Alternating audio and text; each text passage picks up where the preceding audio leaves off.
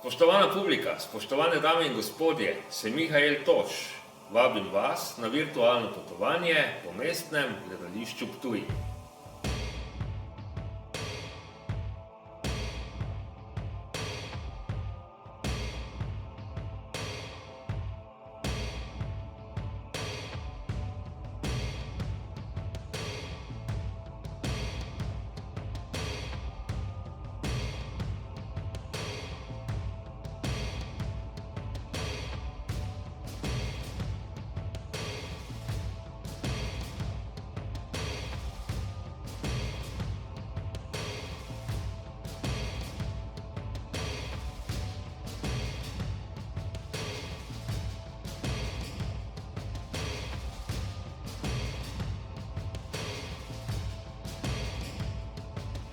Pred 25 leti so torej tisti, ki so to idejo spravili v življenje, imeli neko svojo vizijo, kaj bo to doprineslo temu mestu, in v velikem pogledu so imeli prav.